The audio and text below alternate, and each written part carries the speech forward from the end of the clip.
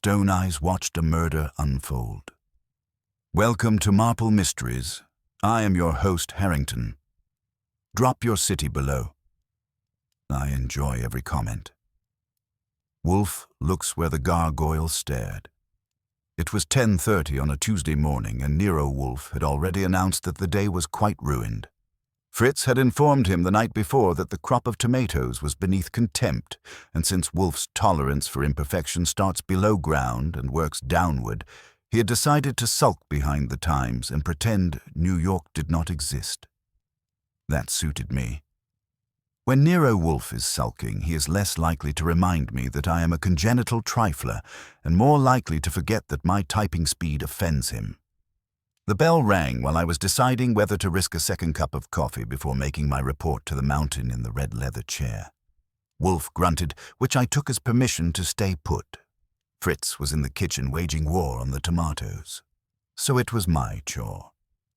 When you work for Nero Wolfe, opening the door is considered a skilled occupation. You never know what the city will try to smuggle into the brownstone. What it tried that morning was money, not cash. We have seen cash in more arrangements than the treasure of the Sierra Madre. This was Fifth Avenue money, pressed and tailored and carrying a scent that said it had never been forced to hurry for anything. The man on the stoop was in his late 40s, with hair the color of steel and eyes that had never met a mirror they did not respect.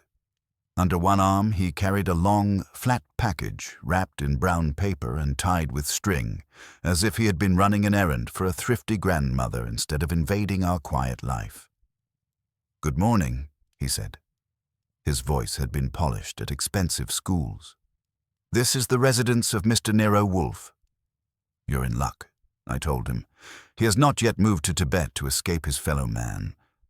Come in." He stepped into the hall and looked around with the calm curiosity of a man who was used to checking the walls for his own portrait. I led him to the office, announced him, and got a pair of brown eyes flicking over the edge of the newspaper as a reward. "Name?" Wolfe inquired, not of the client, but of me, which is his way of saying that he is too busy breathing to handle introductions. "Mr. Fifth Avenue," I said, carrying a parcel. The client smiled faintly. "Charles Brigham," he supplied. "I apologize for intruding without an appointment, Mr. Wolfe, but the matter presses." Wolfe folded the paper as if it had insulted him and dropped it on the stand. "Everything presses," he said. "Sit down, Mr. Brigham, and tell me why your urgency should compete with my comfort." Brigham chose the red leather chair to the left, the one that has seen more desperate posteriors than the confessionals of Manhattan. He set the package on his knees but did not open it. "I've brought you a gargoyle," he said. If he had claimed it was a body part, I would not have been more interested.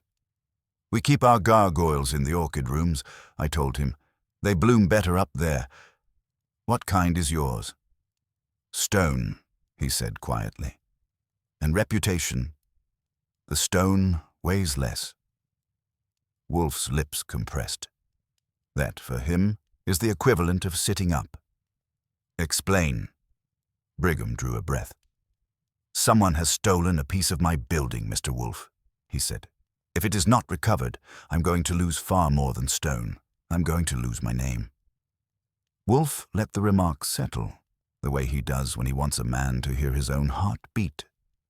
Brigham didn't fidget, which put him 2 notches above the average client. He untied the string on the parcel with slow, deliberate motions, as if the package might explode. When he peeled back the paper, a carved stone face stared up from his lap, a snarling little beast with wings curled against its cheeks and eyes bulging like it had just caught New York pickpocketing its lunch money. "This," Brigham said, "was removed from the facade of my building sometime late Sunday night. One of a pair. They've been part of the entrance since 1910. I leaned in. The creature was about the size of a football, dense gray stone with a patina that suggested its ancestors had watched over more than one generation of wealthy tenants. "You haul that around town often?" I asked. "No," he said. "I discovered its absence Monday morning. I hired a mason to assess the damage. He found this in the alley behind the building. Dropped, apparently. Its twin is still missing." Wolfe extended a hand, palm up. I picked up the gargoyle and laid it there. Watching him hold a piece of architectural ornamentation was like seeing a grizzly examine a teacup. He didn't lift it, just let the weight speak. "Why?" Wolfe asked. "Should the theft of antique masonry threaten your name?" Brigham hesitated, then leaned forward. "Because the building is not merely mine. It was my father's, and before that, my grandfather's. It is one of the last privately owned structures on Fifth Avenue with its original features intact. There is a restoration grant pending, a very large one. If the committee believes I've been negligent with the preservation, I stand to lose not only the grant, but the board's support for future development. My rivals would take joy in that."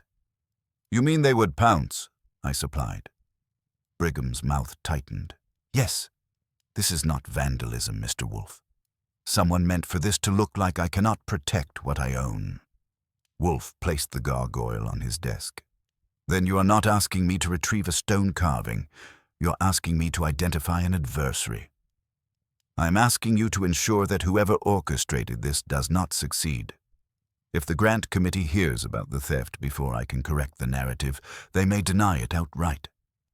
My enemies are already whispering." Wolfe closed his eyes. "It wasn't fatigue.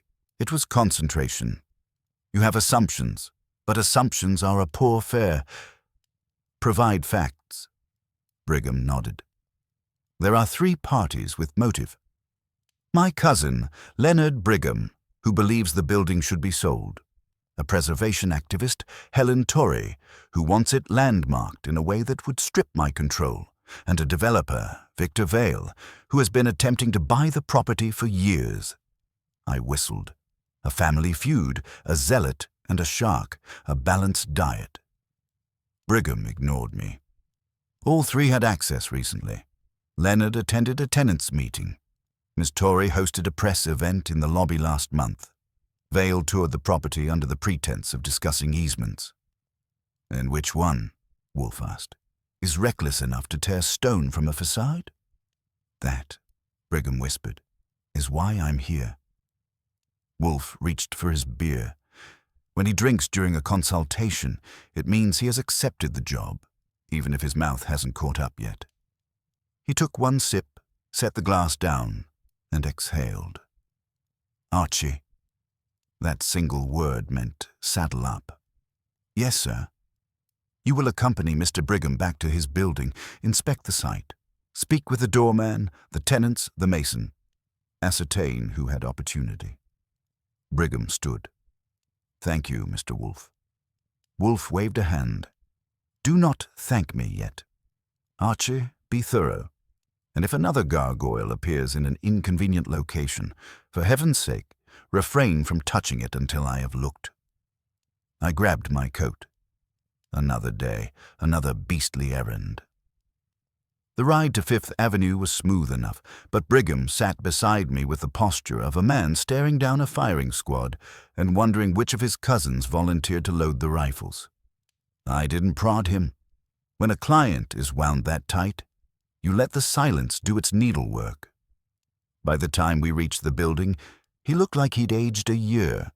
The place itself was a grand old slab of stone and pride, 10 stories high and just narrow enough to make its gargoyles seem like bouncers guarding a speakeasy for the upper crust. One of the creatures still perched above the entrance, glaring down at the sidewalk like it had a personal vendetta against pedestrians. Its missing twin left a noticeable gap in the symmetry, like a grin missing a tooth. A doorman in a crisp uniform stood at attention. He recognized Brigham and opened the door with a bow that tried too hard. "Good morning, sir. Any developments?" "None yet," Brigham said. "This is Mr. Goodwin. He will be asking questions." The doorman turned to me with an expression that tried to decide whether I was trouble or help. I saved him the effort. "Name?" "Eaton, sir." "Were you on duty Sunday night?" He nodded. "My shift is noon to midnight. I left at 12 sharp. Everything was in order." Anyone lingering? Visitors? Tenants acting strange? Eaton hesitated. Well, Mr. Vale came by around 8. He said he wanted to check the lighting in the foyer. Something about visualizing the space. He was brief. Brigham stiffened. He did not mention that to me. Developers rarely mention anything unless a lawyer tells them to, I said. Who relieved you at midnight? Collins. He should be in the staff lounge. We headed there. Collins was a younger man with a jaw made for clenching. He confirmed he'd taken over at midnight and had seen nothing unusual. According to him, the street had been quiet. Too cold for loitering. Too late for deliveries. Too early for troublemakers with ambitions above their station. Any tenants come in late? I asked. Only Miss Torrey, Collins said. Around 12:30. She was carrying a folder and looking upset. She barely said hello. Brigham rubbed his forehead. Helen is odd, but she doesn't handle stonework. I've met zealots with forearms like dock workers, I said. I'll keep an open mind. The alley behind the building told its own story. The bricks near the base of the facade looked scraped, as if someone had been careless removing the gargoyle or hurried in dropping it. A few stone chips glittered in the half-frozen slush. The spot where the gargoyle had been left was marked by a faint indentation, like whoever hauled it back there hadn't expected gravity to win. I crouched, touched the chips, then looked up at the height of the ledge. Removing a carving that size without scaffolding or a lift wasn't impossible, but it required nerve and time. Who has keys to the rooftop maintenance door? I asked. Brigham listed the superintendent, 3 staff members, and himself. Vale had borrowed keys during his tour, and Leonard, the cousin, supposedly borrowed them 2 weeks ago to show the view to a friend. You keep generous company, I said. Anyone check the roof since the theft? No, Brigham admitted. Then let's go sightseeing. The rooftop was quiet and crowned with a service ladder bolted to the outer wall. Too short to reach the gargoyles directly, but long enough to make a man feel bold. I examined the metal. Fresh scuffs marred the paint. Someone had climbed recently. The wind stung my ears while I weighed the possibilities. Mr. Brigham, I said, someone came up here late Sunday. They used this ladder, and judging by the chips below, they didn't do it alone. He swallowed hard. So the theft was staged? Oh, it was staged, I said. The question is whether it was meant as a warning, a frame job, or an audition. Brigham stared at the city below as if it might whisper the answer. But New York rarely volunteers. You have to shake it down. And that, I figured, was my next stop. Brigham followed me down from the roof like a man trying to walk away from a cliff he hadn't meant to climb. By the time we reached the lobby again, he had the look of someone who'd been forced to realize his enemies weren't playing by the rules he preferred. I told him to wait near the elevator while I checked something with the superintendent. The super was a compact man named Greeley who spoke with the patience of someone who had spent years explaining to wealthy tenants why their pipes didn't obey bank statements. When I mentioned the roof ladder, he frowned at the floor like it had insulted him personally. No one asked me, he said. So if someone used that ladder, they weren't supposed to. I keep it locked to the railing. Always have. You check it recently? This morning, lock was intact, as usual. That earned a pause long enough for me to hear the radiator ticking behind him. Mind showing me the spare keys? Greeley opened a metal cabinet. The keys hung neatly, each tagged. One hook, however, was conspicuously empty. Rooftop ladder. Who had it last? I asked. Your guess is as good as mine, he said. It wasn't me. I don't loan that one out, ever. Then someone helped themselves. He stiffened. That cabinet is locked. Is it locked when you're down the hall or eating lunch? Greeley didn't appreciate the suggestion. I'll check the log. His logbook was tidy, but a lot of crimes wiped their feet before entering. There was no record of the ladder key being signed out. That left 2 possibilities. Someone had borrowed it before Sunday and returned it without fanfare. or someone knew how to help themselves to it without leaving a trace. Neither improved my mood. Brigham rejoined me as I headed outside. "What does this mean?" he asked. "It means someone planned ahead," I told him. "And planning ahead goes nicely with sabotage. Tell me about your cousin Leonard." "He lives in the building," Brigham said. "Third floor. He believes I'm too sentimental. He wants the property sold to Vale or another developer. Claims the upkeep is draining me. He calls it fiscally irresponsible to let a century-old building remain a century old." "Does he climb ladders?" "He plays tennis," Brigham said, which wasn't an answer but a confession of its own kind. "Fine. Then we start with attitude and see if it scales to altitude." We went to the third floor. Leonard Brigham opened the door halfway, saw me, and made it clear in his eyes that he wished he hadn't. He looked like a version of Charles made from sharper geometry and less warmth. "Charles," he said coolly, and guessed. I extended a hand. "Archie Goodwin." He didn't take it. "You're with the detective." "Which one depends on how today goes," I said. Leonard stepped aside just enough to let us into an apartment furnished with the sort of minimalist decor that announces taste while stifling comfort. "To what do I owe this?" he asked. "Someone stole a gargoyle," I said. "Sunday night. We're checking who might have ideas about the building's future." Leonard's eyebrows lifted. "And you came to me?" "I may disagree with Charles about business, but I don't vandalize property." "Where were you Sunday night?" "Dinner with friends. I can give you their names, though they'll be annoyed." I watched him. He wasn't sweating. He was too controlled for that. But he was irritated, and irritation can be as revealing as guilt. "Did you ever borrow a key to the rooftop ladder?" He blinked. "No. Why would I? I don't climb things. I hire people for that." Brigham exhaled softly, as if relieved, which irritated me more than Leonard. There's nothing useful about a client who wants to eliminate suspects out of affection. "We'll check your alibi," I said. "Expect a follow-up." Leonard didn't hide his disdain. "I'll be here." Back in the hallway, Brigham asked, "Do you believe him?" "I believe he didn't enjoy that conversation," I said. "We'll see if that's the only thing he's innocent of." As we walked toward the elevator, my phone buzzed.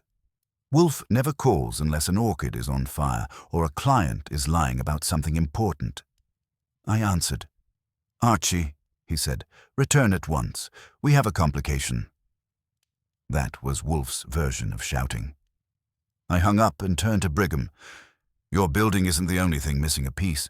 Something just disturbed the brownstone, and when that happens, the city stops."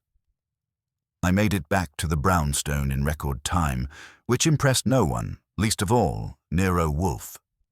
When I entered the office, he was sitting exactly as I'd left him, except his expression had shifted from mild annoyance to something that for Wolfe qualified as alarm. That meant his eyebrows had risen a fraction of an inch. Fritz hovered near his chair like a butler guarding a national treasure. On Wolfe's desk, beside the gargoyle Brigham had brought, lay a small envelope. It was cream-colored, expensive, and emphatically out of place. Wolfe pointed at it without touching it. "Archie, explain how this came to be in my house." "Considering I've been out earning my keep, I'd say it walked in on its own." "Fritz found it," Wolfe said. "Slipped under the front door minutes after you left. He has not touched it further. Nor have I." That last part was meant to be reassuring, though he could have fooled me. Wolfe approaches mystery objects the way other men approach vipers. I stepped closer. The envelope bore no address, no stamp, no name. The flap was sealed with a smear of red wax pressed by something that left no design. Just a thumbprint-shaped oval. "You're sure no one rang the bell?" I asked Fritz. "Absolutely not," he said, stricken that the sanctity of the brownstone had been violated under his watch. It was only lying there, as if placed gently. I picked it up. It weighed almost nothing. Wolfe watched as if I were juggling nitroglycerin. I broke the seal and withdrew a single sheet of paper. The handwriting was neat, deliberate, the kind you get from someone who edits their own signature. I read it aloud. One gargoyle is only the beginning. The truth is heavier than stone. Ask your client who fears history most. Wolfe's fingers drummed once against the arm of his chair, which in his emotional language equates to a full-body shudder. Unsigned? Completely, I said. No watermark. And unless you want me sniffing it, no scent either. That will not be necessary, Wolfe said, though he gave the envelope a pointed glance that suggested he secretly wondered. The implication is unmistakable. Someone is attempting to embroil us. They have information and prefer anonymity. That combination is rarely benign. It also means they know Brigham hired us, I said, and they didn't get that from the Times. Wolfe let out a breath that fluttered his mustache. Someone close, someone who observed events at the building. You must speak with Mr. Brigham immediately. Did he accompany you back? He's waiting outside in the car, probably imagining the Board of Preservation declaring him an enemy of architecture. Bring him in, Wolfe said. Fritz, more beer. I fetched Brigham, who entered with the caution of a man stepping into a courtroom where the judge disliked him on principle. I handed him the note. As he read it, his jaw went rigid. I don't know what this means, he said. Wolfe's eyes opened a shade wider. Then you are either dishonest or obtuse? Given your earlier candor, I suspect the latter is temporary. Sit. Brigham sat. Wolfe addressed him like a schoolmaster discussing a disappointing exam score. Who, among your three rivals, fears history, not money, control, or reputation? History. Brigham hesitated. Helen Torrey, he said at last. Her entire platform is based on historical preservation. She believes the building must remain exactly as it was. She fights any alteration. That is a creed, Wolfe said. Not a fear. Then Leonard, Brigham murmured. He fears the past because it binds him. He thinks my father treated him unfairly. He resents the inheritance structure. Better, Wolfe said. And the developer? Vale doesn't fear anything except missing a profit. That, Wolfe declared, is the only variety of man who would commit vandalism and attempt misdirection simultaneously. I nodded. He was in the building Sunday. He had keys at some point, and he lied by omission to the doorman. Wolfe tapped the note. But this message is not from Vale. He is not the sort to write warnings. Someone else wishes us to look in a specific direction. Which could mean the writer wants to frame Vale, I said. Or, Wolfe replied, they want us to stop him. Either motive is alarming. Brigham looked between us with growing dread. What do we do now? Wolfe closed his eyes. Now you return Mr. Brigham home, and you, Archie, will speak to Helen, Torrey, with care. She may hold a fragment of truth, or she may be holding something else entirely. I slipped the note into my pocket, another stone in the growing pile. If this case was a facade, someone was chipping at more than just the decorations. I took Brigham back to his building and left him with instructions not to make any heroic speeches to anyone, including his cousin, the doormen, and especially not Victor Vale. He promised he wouldn't, which carried all the reliability of a wet match. But Wolfe had given an order, and I intended to carry the baton. From Fifth Avenue, I headed downtown to the office of Helen Torrey, preservation activist, architecture purist, and, if Brigham was to be believed, someone who treated buildings with more affection than people. Her headquarters occupied a narrow suite in a renovated brownstone, which seemed appropriate enough for someone who worshipped historical details like religious artifacts. When I arrived, the receptionist gave me a smile that suggested Helen didn't get many visitors who weren't carrying clipboards. I introduced myself and asked to see Miss Torrey. The receptionist called down the hall, then waved me toward an office whose door stood open. Helen Torrey looked up from a desk scattered with papers, blueprints, and a mug that might once have contained coffee, but now held an unidentifiable liquid the color of concrete dust. She was in her early 40s, narrow-faced, with sharp eyes that had probably scrutinized every cornice and lintel in Manhattan. "You're with Charles," she said, not bothering to stand. "I heard he hired a detective." "He hired Nero Wolfe," I corrected. "I'm the ambulatory portion of that arrangement." She gestured at the chair across from her. "What does he want now?" "To stop losing pieces of his building," I said. "Sunday night a gargoyle went missing. Someone stole it from the facade. You were in the building after midnight. Care to explain?" Her eyebrows rose. "Yes. I came by to drop off materials for an upcoming preservation event. I didn't want to wait until morning. The doorman let me in. I used the lobby table, left the folder, and went home." "You were upset," I said, "according to Collins." She huffed. "Upset? Yes. The city approved a ridiculous signage proposal for another restoration project I've been fighting. By the time I left, I was frustrated, not destructive." "Did you see anyone around the building? Anyone near the alley?" "No. And if someone was up to no good, they were discreet. The building was quiet." I watched her. She wasn't lying. Her irritation was too sincere, too practiced, but irritation doesn't preclude involvement. "How well do you know Victor Vale?" She grimaced. "Well enough to dislike him. He's been circling that building like a vulture for years. I've blocked 3 of his proposals. If he could bulldoze every pre-war structure in Manhattan and replace them with glass, he would." "Why?" "Because he had access on Sunday, and because someone left this at Wolfe's door." I withdrew the note, keeping it in my hand but letting her read the words. Her eyes sharpened. "I didn't write that," she said, "and whoever did is trying to stir something. Vale doesn't do riddles. He buys people. If someone's warning you, it's not him." "Then who fears history?" I asked. She thought for a moment.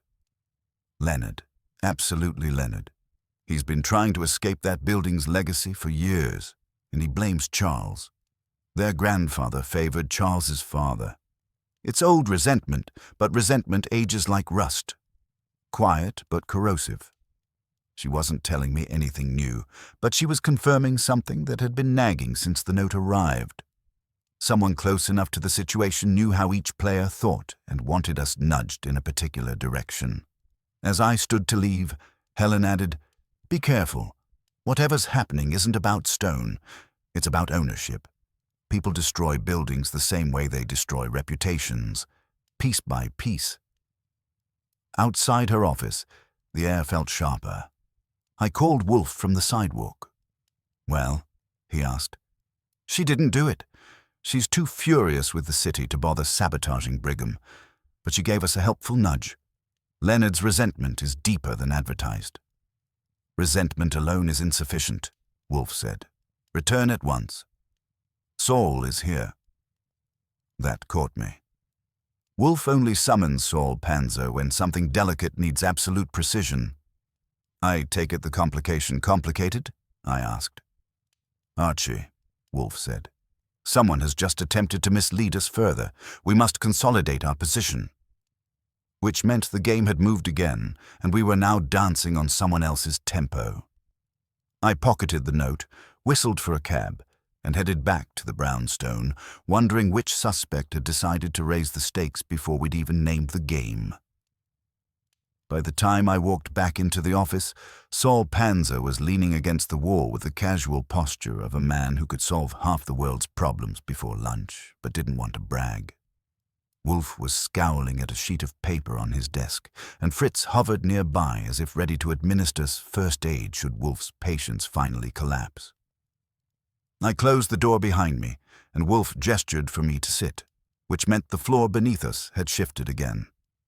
"Report," Wolfe said. I gave him the rundown, Helen's late-night visit, her irritation with the city, her opinion on Vale, and her assessment of Leonard's emotional baggage. Wolfe listened with closed eyes. which didn't mean he wasn't paying attention. It meant he was line editing every sentence for inconsistencies. When I finished, he opened his eyes and tapped the page in front of him. "While you were speaking with Miss Torre," he said, "another message arrived. This time, by post, addressed to me." Saul handed it to me. I unfolded it. Same paper, same ink, same handwriting, same lack of signature. The tone was different, though. Shorter, sharper, stripped of the poetic menace from the first message. "You are looking in the wrong direction. The motive is not the building, but the burden that comes with it," I read. I glanced at Wolfe. That's cryptic even by anonymous messenger standards. "It is also contradictory," Wolfe said, "and contradictions interest me. The first note pointed to fear of history. This one points away from the property entirely. The writer wishes to guide our attention and misguide it simultaneously." Saul crossed his arms. "Someone's enjoying themselves." Wolfe grunted. "Enjoyment is a frivolity for imbeciles. This is calculated." I handed the note back. "So now what?" "We have 2 messages. One stolen gargoyle, one dropped gargoyle, one climbing artist, a preservation zealot, a resentful cousin, and a developer who thinks Manhattan is Lego. And," Saul added, "someone who knows Wolfe's mail schedule." That wasn't a comforting thought. "Could be the same person who left the first note at the door," I said. "Possibly," Wolfe replied. "But the delivery method suggests differing degrees of boldness. The first required proximity, the second required forethought. Or," Saul said mildly, "2 people want your attention." Wolfe's glare hardened. "Unlikely. These messages stem from one mind." I leaned forward. "So the question is, are they trying to help or trying to steer us?" "Both," Wolfe said. "And neither. They're trying to manipulate the pace of the investigation." I didn't like that. Nobody manipulates Wolfe's pace. He walks at one speed. His own. "Any suspects with that kind of finesse?" "Leonard is cunning," Wolfe said. "But not subtle. Vale is subtle, but not philosophical. Miss Torre is philosophical, but not duplicitous, which leaves us with a 4th party." "Someone we haven't met yet," I said. Wolfe nodded once. "Saul has already begun inquiries. There is a person of interest. The mason Brigham employed to inspect the damage. Mr. Alonzo Gray." I blinked. "The guy who found the dropped gargoyle." "Indeed. He reported the discovery, but we have confirmation he arrived earlier than stated. Consider the possibilities." Saul added, "He left the site before police were notified, and his statement to Brigham conflicts with his statement to the doorman." "Well," I said, "that's enough to make me want to shake his hand and then frisk it." "Restrain yourself," Wolfe murmured. "You will meet him instead. This evening, at his workshop." "What am I asking him?" "For the truth," Wolfe said, "and for the lie he is trying to hide behind it." Before I could respond, the phone rang. Fritz answered, then turned toward Wolfe with a stiff expression. "It is Mr. Brigham. He sounds distressed." Wolfe's eyebrows rose. "Put him through." Brigham's voice trembled across the line. "Mr. Wolfe, you need to come. No, send Archie. Please, something's happened. There's been another break-in." Wolfe shot me a look that said, "Move." I didn't bother with a coat. As I bolted out the door, one thought pressed harder than the winter air. Someone wasn't just escalating. Someone was engineering the perfect collapse, one stone at a time. Brigham was waiting for me in the lobby when I arrived, pacing a narrow groove into one of the tiles. His hair, usually arranged with the precision of an architectural rendering, had lost its alignment. The doorman, Collins, hovered behind him like a man expecting to be blamed for the weather. The atmosphere had shifted. Tension hung thick enough to spread with a trowel. "What now?" I asked. Brigham swallowed hard. "It's in my office. My private office. Someone broke in." I gestured for him to lead the way.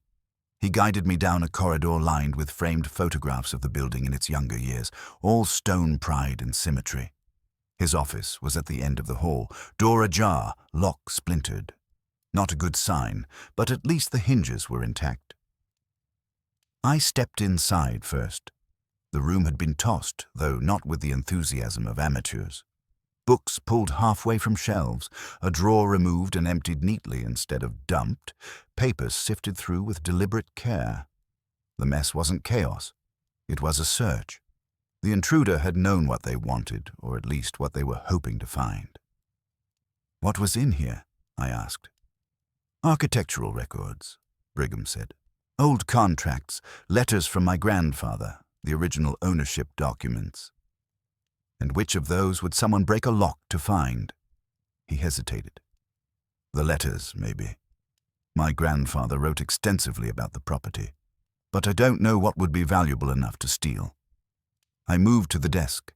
A framed photograph lay face down. I lifted it. Brigham with his father, standing in front of the building, both in matching confident poses. Beside it was an empty space. Dust outlined a rectangle where another frame had been. "What was here?" Brigham blinked. A photo of my grandfather, with the building's architect. Taken the week construction was completed. "And someone stole it?" "It seems so." It didn't make sense at first.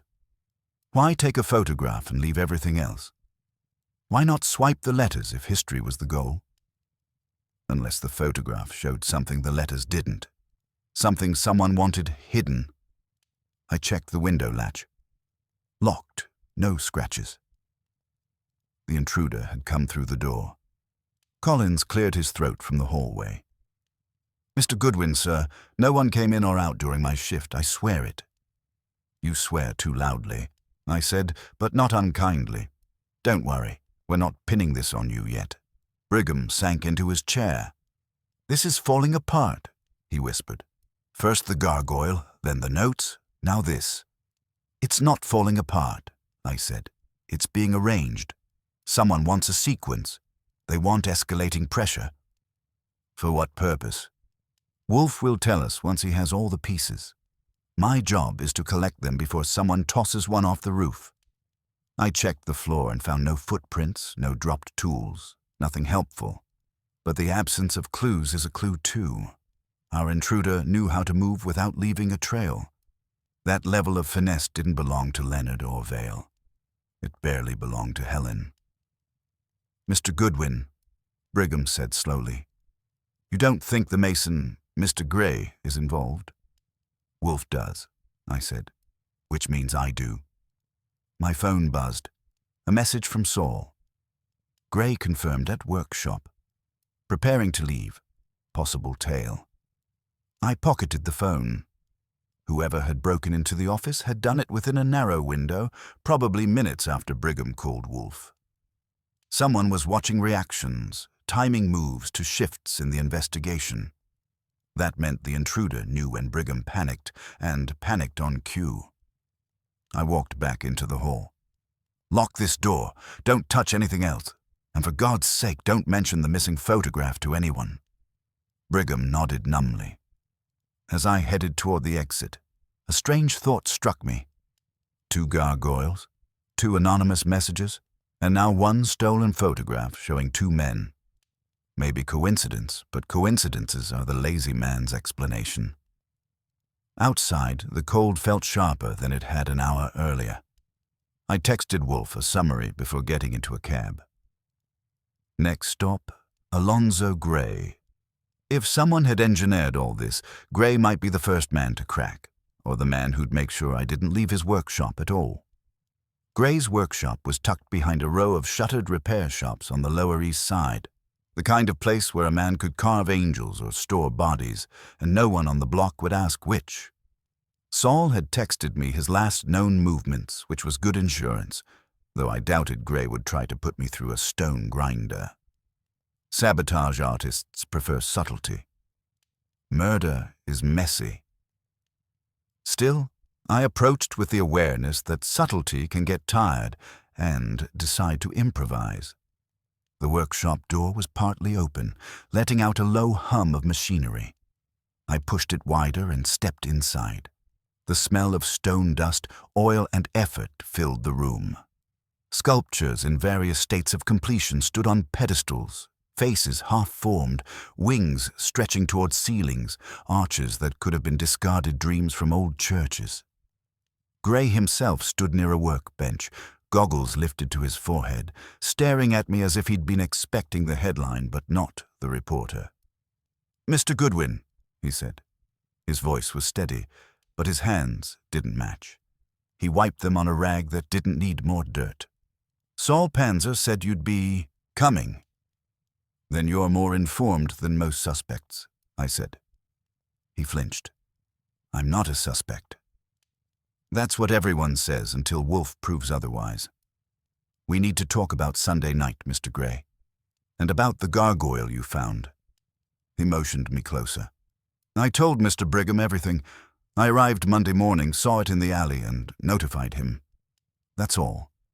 Except you arrived earlier than you reported.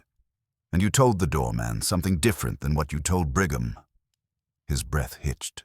"I didn't lie. I misremembered the time." "Funny how often misremembering lines up with guilt," I said. "Try again." Gray dropped onto a stool and pressed his palms together. "All right. I was there Sunday night. Late. I shouldn't have been. I sometimes take extra hours on my own projects. I use the building's alley because the lighting is good and no one bothers me." "Lovely. And while you were there, someone tore a gargoyle off the facade?" "That wasn't me." "Didn't say it was. I'm asking what you saw." He hesitated just long enough to make me consider using the workshop's sculpting tools as motivational aids. Then he spoke quietly. "Two people, one on the roof ladder, one below. They were lowering the gargoyle by rope. I didn't see their faces." "Height, build, voices?" "Both men. One tall, one shorter. The taller one gave instructions. Sharp, quick, the kind of voice that expects obedience." That narrowed things. Vale had that tone. Leonard had that tone when annoyed. So did various ambitious underlings of New York's upper class. "You didn't report this, why?" I asked. Gray exhaled. "Because they saw me. Or at least the shorter one did." He stepped into the alley, and for a second we looked at each other. He didn't chase me, but he knew I'd seen something. I left fast. The next day the gargoyle was there in the alley. I panicked and called Brigham. After that, I didn't want anyone thinking I was involved. I studied him. He wasn't lying. He wasn't good enough at it. His hands trembled too much, his breathing too uneven. Fear was too deeply ingrained to be performed. "All right," I said. "But here's where the story gets problematic. Someone broke into Brigham's office today. They knew what they were looking for. They also left no trace. That takes more skill than either Leonard or Vale possesses. Someone precise. Someone who knows architecture and tools." Gray's face went chalk white. "You think I did it?" No, Mr. Goodwin. I swear. I never went inside that building except to check the damage." "What about the photograph?" I asked. "The one missing from the office?" He shook his head violently. "I didn't take anything. Why would I?" That was a question I was having trouble answering. His fear seemed genuine, but fear can be useful camouflage. My phone vibrated. A message from Wolfe. "Return, immediately. Brigham arriving. New information. Bring Gray." Wolfe rarely asks for live delivery of suspects unless something's about to snap into place. I slipped the phone into my pocket. "Mr. Gray, congratulations. You've just been invited to meet the man who will decide whether your life gets simpler or significantly shorter. Grab your coat." He stared at me. "I have to go now." "Yes," I said, "because Wolfe doesn't like to repeat himself, and because the person who saw you Sunday night might decide you've said too much already." That got him standing. I guided him out of the workshop, glancing once at the half-finished sculptures around us, faces frozen in expressions of silent alarm. Maybe it was my imagination, or maybe several of them understood exactly what kind of game we were walking into. Gray sat beside me in the cab, like a man expecting an ambush at every intersection. By the time we reached the brownstone, his hands had knotted themselves into fists that trembled whenever he tried to unclench them. I pushed the doorbell, and Fritz opened immediately, which meant Wolfe had stationed him like a sentry. Fritz took one look at Gray and stepped aside with a faint sigh, the sound he reserves for unexpected guests who shed dust. Gray was escorted in with the delicacy of a man under suspicion, but not yet under arrest. Wolfe sat in his chair like a thundercloud that had chosen sedentary life. Brigham was standing in front of the desk, pacing tiny, anxious circles. Saul leaned near the bookshelves, all quiet observation. I motioned Gray forward. Wolfe opened his eyes to their full, displeased width. "Mr. Gray," he said, "this situation has escalated to a point that demands clarity. Sit." Gray sat without breathing. Wolfe turned to me. "Report concisely." I gave him the details. The workshop, Gray's initial lie, the two silhouettes lowering the gargoyle, the eye contact in the alley, the fear. Wolfe listened. His lips pursed into a shape that meant he was evaluating every adjective. When I finished, he addressed Gray directly. "You were reckless," Wolfe said, "and worse, evasive. But your fear appears authentic. Authenticity, however, is not proof of innocence. You saw two men, one tall, commanding, one shorter, watchful. Describe them fully." Gray wiped his palms on his trousers. "The tall one was broad-shouldered, moved like someone who works with his hands or works out for show. The shorter one, thin, nervous movements, quick, sharp." Brigham stopped pacing. "Tall could be Vale," he said. "He prides himself on looking powerful." "Or Leonard," I offered. "When he stands up straight."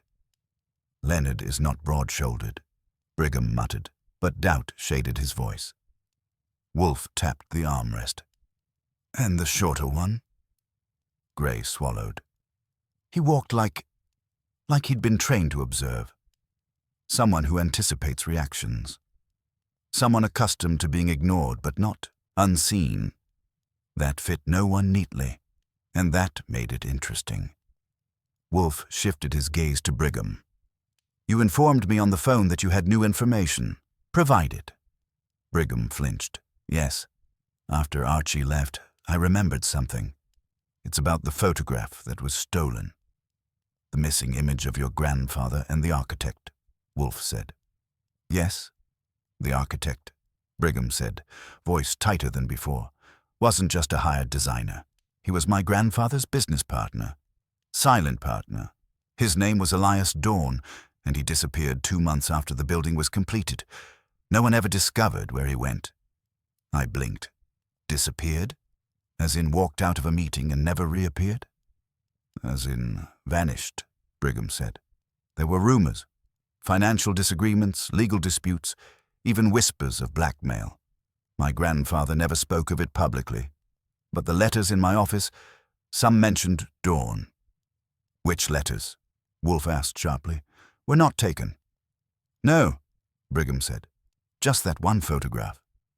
"Because it showed something," Saul murmured. Wolfe nodded. "Precisely." He focused on Brigham. "Did the photograph reveal distinguishing details? Marks? Objects? Anything that another viewer might interpret as incriminating?" Brigham hesitated too long. Wolfe's eyebrows rose in warning. "There was a ring," Brigham finally said. "A distinctive one. Dorn wore it constantly, an antique band with a carved sigil. My grandfather always claimed it was a personal heirloom." "And," Wolfe pressed. "And that ring," Brigham whispered, "was found in the building's basement a decade later, hidden behind a loose stone. I was a boy. My father made the superintendent swear silence. He said it would damage our name." The room went quiet enough to hear Fritz breathing in the hall. Wolfe sat straighter, a subtle seismic shift. "Mr. Brigham," he said, "your family has been concealing a disappearance. Someone else has now uncovered this history and is using it to manipulate current events." Gray looked confused. "What does that have to do with me?" "Everything," Wolfe said, "because someone needed you to find the first gargoyle. Someone needed the dropped one discovered by a neutral party. Someone orchestrated the scene to push suspicion and pressure in a controlled direction. And now," I said, "they're pushing harder. The notes, the theft, the photograph. None of it is random." Wolfe looked at us one by one. The architect's disappearance, the secret ring, the stolen image. Someone wants the truth exposed or buried, but not by chance, by design. I asked, "Where does that leave us?" Wolfe's voice lowered to a tone that meant the next stage was imminent. "It leaves us," he said, "with all suspects to be summoned here. Tomorrow evening, they will face scrutiny in this room, and by the end, the architect's ghost will finally speak." The next evening, the brownstone felt like it was bracing for impact. Wolfe had arranged the chairs in his office with a geometry that left no one comfortable and no one unnoticed. Leonard arrived first, tight-lipped and defensive. Helen came next, brisk and annoyed at being summoned. Vale swept in with the confidence of a man who believed charm could be weaponized. Brigham followed, pale from lack of sleep. Gray sat near the wall, trying to make himself small. Saul watched everything like a well-dressed hawk. When Wolfe finally entered, the room shifted. Gravity had arrived. He settled into the big chair, inhaled and exhaled once. "We shall end this ridiculous sequence of annoyances," he announced. "Archie, you will record." That meant it was show time. Wolfe let the silence simmer long enough for Vale to begin fidgeting and for Leonard's jaw to start grinding. "Mr. Brigham's building," Wolfe began, "is the stage for a performance whose first act began long before any of you were alive. The disappearance of Elias Dorn was not merely a mystery. It created a vacuum. Vacuums attract ambition and secrets." Brigham shifted. Vale smirked. Helen raised an eyebrow. Leonard's eyes narrowed. Wolfe continued, "A photograph was stolen from Mr. Brigham's office, not for sentimental value, but because it contained a detail someone needed suppressed. Dorn's ring, a ring later discovered in the basement, hidden behind stone, a ring that suggested Dorn met his end inside that building." The room tensed. Leonard swallowed. Vale's smirk cracked. "Yes," Wolfe said. "Dorn died in the building, but not by accident. Someone in the Brigham family killed him or participated in concealing his death. That someone kept the truth buried to preserve their legacy. Now someone else seeks to weaponize it." Brigham whispered, "My grandfather." Wolfe nodded. "Almost certainly. And someone here discovered that legacy of guilt. They learned the meaning of the ring, the significance of the photograph, and saw an opportunity to shape the narrative. They orchestrated the theft of the gargoyles to create a spectacle. First, the rooftop removal, staged to implicate an outsider. Then the dropped gargoyle, placed strategically for Mr. Gray to find and report. Then the break-in, the stolen photograph, the notes. Each step calibrated to increase pressure on you, Mr. Brigham, and to direct suspicion toward a convenient target. Helen leaned forward. "Who?" Wolfe fixed his gaze on Leonard. "Your cousin." Leonard's face drained of color. "That's absurd." "No," Wolfe said. "It is inevitable. You resent the inheritance. You resent the building. You resent the history that binds you to Charles's family line. And you resent the truth you stumbled upon, the truth about Dorn. You found the letters, you found reference to the ring, and you realized that exposing the scandal would destroy Charles's reputation long enough for you to force a sale. But you needed pressure, you needed urgency. So you engineered chaos. You used your access to the building, your familiarity with its quiet hours, your knowledge of the hidden staircase near the alley. You climbed the rooftop ladder with an accomplice to help lower the gargoyle. Then you dropped the second one for theatrics. You broke into the office to steal the one item that proved you'd learned the truth. Leonard shook his head violently. No, I never. This is insane. Wolfe lifted a hand. Stop. Your accomplice was the shorter man, the one who saw Mr. Gray, the superintendent's assistant, Mr. Welch, whom you enlisted and who mysteriously called in sick today. Saul has him in custody. Saul nodded once. Leonard broke. His shoulders sagged. He didn't deny it. He didn't have to. Brigham sat heavily, stunned. Helen exhaled in disgust. Vale looked irritated that he hadn't been framed more artfully. Gray sagged in relief.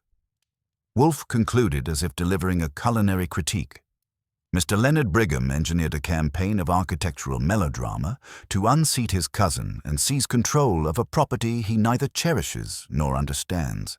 It was clumsy, malicious, and, worst of all, disruptive. When the police took Leonard away, the brownstone settled back into its usual quiet. Wolfe accepted his dinner from Fritz, lifted his fork, and said, "History, Archie, is not heavy because of what it records. It is heavy because of what men try to hide beneath it." I closed my notebook. Case closed. And for once, the gargoyles outside weren't the only ones watching the city with stone-cold judgment.